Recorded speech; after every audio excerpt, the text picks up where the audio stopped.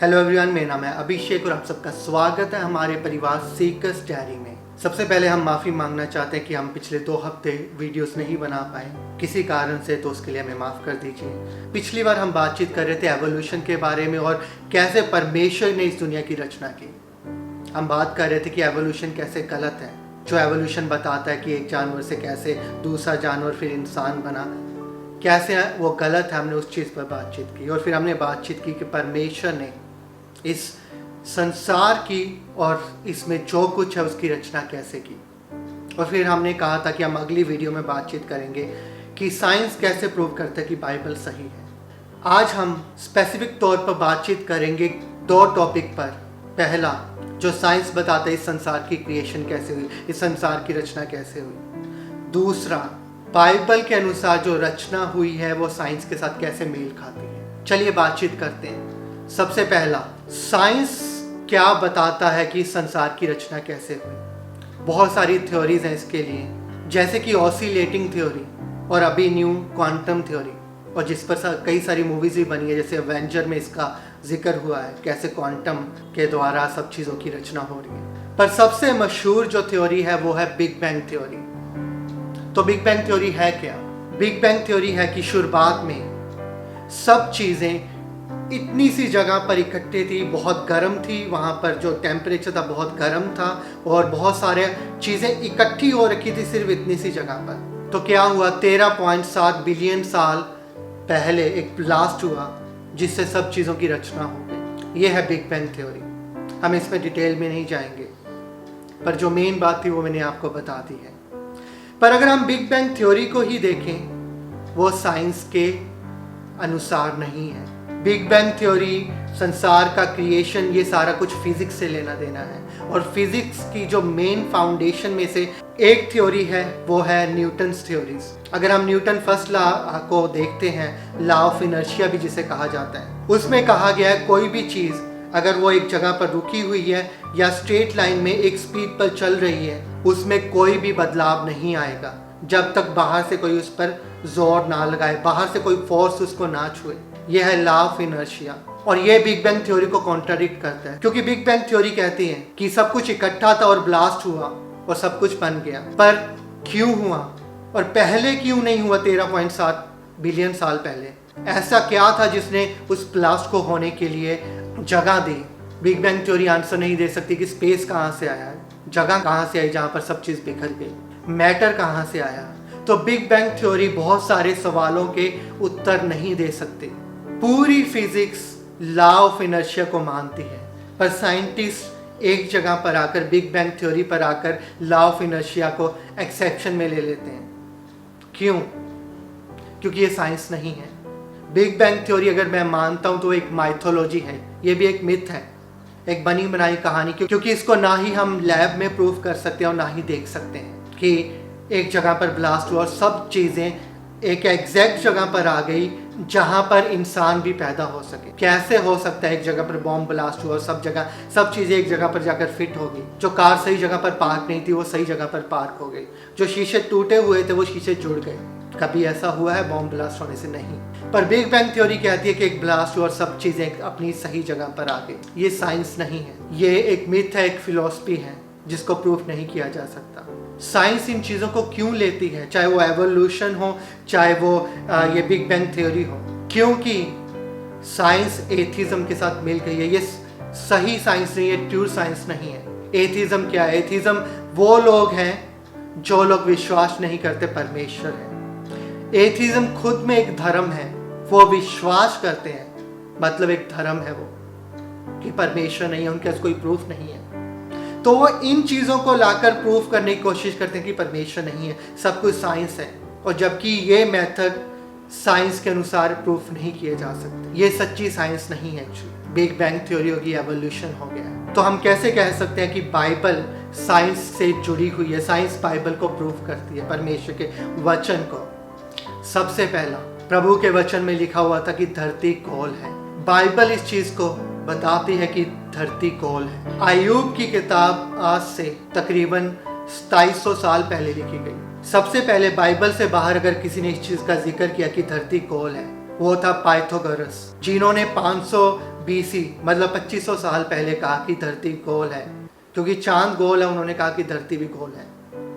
फिर एरिस्टोटल ने इस चीज़ को मशहूर किया 350 साल प्रभु यीशु मसीह से पहले की धरती गोल है। पर फिर भी 19वीं सदी तक ज़्यादातर साइंटिस्ट इस चीज़ को नहीं मानते थे कि धरती गोल है, जबकि बाइबल इन सबसे पहले तकरीबन 2700 साल पहले ये चीज़ बताती है कि धरती गोल है। और अब सब मानते हैं, सब ये चीज़ जानते हैं कि धरती गोल है।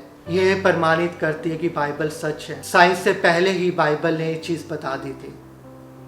दूसरा कि यूनिवर्स एक्सपेंड हो रहा है, कि ये संसार फैल रहा है। भजन संहिता 104 की 2 आयत में पढ़ेंगे, या आयुब अध्याय 9 की 8 आयत में पढ़ेंगे, जिसमें परमेश्वर ने कहा कि परमेश्वर कैसे संसार को फैला रहे हैं, कैसे इस सृष्टि को फैला रहे हैं। 1920 तक तो साइंस इस चीज़ को मानती ही नहीं थी। साइंस का मानना था, साइंटिस्ट लोगों का मानना था कि संसार एक कांस्टेंट है, ये पहले से ही ऐसा है, इसमें कोई बदलाव नहीं आ रहा, इसका ना कोई शुरुआत है ना कोई अंत है। जब 1920 में हर्बल थ्योरी आई तो उसने क्लियर कर दिया कि ये यूनिवर्स है, ये संसार फैल रहा है, जिसके बारे में बाइबल हजारों साल पहले बता चुकी। साइंस प्रूव करती है कि बाइबल सच है। तीसरा कि धरती आसमान में फ्री फ्लो कर रही है, मतलब धरती को किसी ने उठाया नहीं हुआ, धरती के किसी के साथ बांधी नहीं गई हुई। 1600 ईस्वी से पहले साइंटिस्ट मानते थे कि धरती किसी न किसी चीज पर स्थिर है, और बाकी लोग, बाकी धर्मों के लोग मानते थे। कोई कहता था कि धरती हाथियों के दांतों पर खड़ी है, कोई कहता था कछुए के ऊपर खड़ी है, जबकि बाइबल बताती थी कि जो धरती है वो फ्री फ्लो कर रही है इस संसार में, जो कि आयुब अध्याय 26 की 7 आयत में लिखा है। और जब ये प्रूफ हुआ है कि धरती फ्री फ्लो कर रही है, वो किसी चीज के साथ बंधी नहीं हुई, ये प्रूफ करती है कि बाइबल सच है। जो साइंस अब चीजें प्रूफ कर रही हैं वो बाइबल में हजारों साल पहले लिखी गई है। कैसे? क्योंकि परमेश्वर ने उन लोगों को बताया, क्योंकि परमेश्वर अपने लोगों से बातचीत कर रहे थे। और चौथा, संसार की शुरुआत, परमेश्वर का वचन बाइबल की शुरुआत ही इस चीज से होती है कि संसार की रचना कैसे हुई। 1927 तक कोई ये नहीं मानता था कि इस संसार की रचना भी हुई है। जैसे मैंने पहले भी कहा, वो मानते संसार शुरुआत से ही ऐसा है। हर्बल थ्योरी के आने के बाद, हर्बल टेलीस्कोप आने के बाद, इन चीज़ों के आने के बाद ये प्रूफ हो गया कि इस संसार की शुरुआत भी है और इस संसार का अंत भी होगा। बल्कि ये चीज़ जर्नल में नहीं आई। 1950 तक साइंटिस्ट लोगों ने इन चीज़ों को बाहर नहीं आने दिया। क्यों? क्योंकि वो डरते थे अगर ये चीज़ बाहर आ गई तो जो बाइबल को मानने वाले लोग हैं वो सच्चे हो जाएंगे। पर ये बात बाहर आनी थी क्योंकि ये सच था।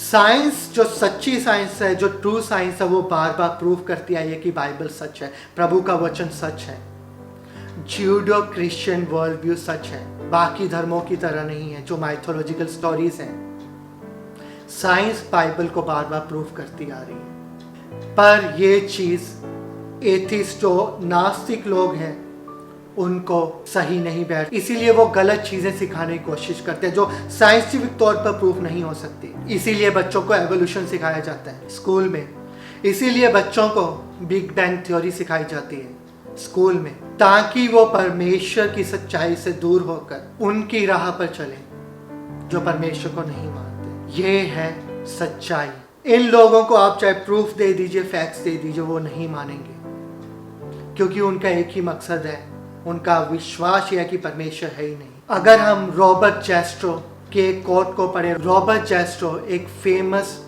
एस्ट्रोनॉमी के प्रोफेसर हुए, उन्होंने नासा में काम किया, यहाँ तक कि उन्होंने बहुत सारी इंस्टीट्यूशन को फाइंड किया, जैसे गॉडर्ड इंस्टीट्यूट स्पेस के बारे में। और उन्होंने अपने कोट में कहा कि साइंटिस्ट जब अपने विश्वास करते हैं अपने रीजन पर, वो जहाँ तक भी पहुँच जाए, जिस मर्जी पहाड़ पर चढ़ जाए, पर वो जब आखिर तक पहुंचेंगे वो हमेशा उस चोटी पर बाइबल का अध्ययन करने वाले लोगों को पाएंगे, क्योंकि वो वहां से सदियों से बैठे हैं, उनको पता है कि सच क्या है।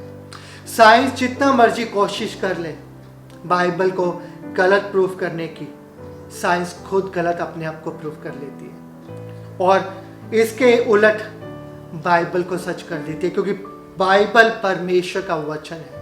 क्या सच आप क्या मानते हो, बिग बैंग थ्योरी या परमेश्वर के द्वारा संसार की रचना? हम इस चीज में नहीं जाएंगे कि परमेश्वर ने संसार की रचना कैसे की, वो हम पिछली वीडियो में देख चुके हैं। कैसे परमेश्वर ने चांद सितारों को बनाया, कैसे परमेश्वर ने इंसानों को, जानवरों को, पेड़ पौधों को बनाया, वो हम पहले ही बात कर चुके हैं।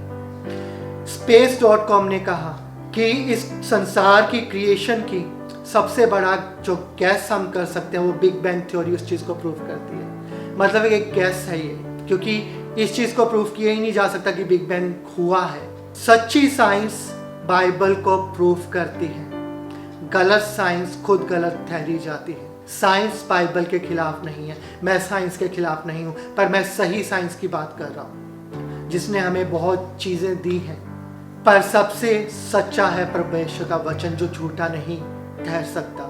साइंस जितना मर्जी कोशिश कर ले, ये एथिस्ट लोग जितना मर्जी कोशिश कर लें परमेश्वर के वजूद को खत्म करने का, पर वो नहीं कर पाएंगे। तो आप क्या विश्वास करते हैं? आप जानिए, आप देखिए। और आप सबका धन्यवाद जो आप हमारी वीडियोस को लाइक करते हैं और इसे शेयर भी कीजिए, सब्सक्राइब कीजिए हमारे चैनल को। परमेश्वर आप सबसे प्यार करता है, हम आप सबसे प्यार करते हैं। प्रभु आप सबको आशीष दे। शालोम।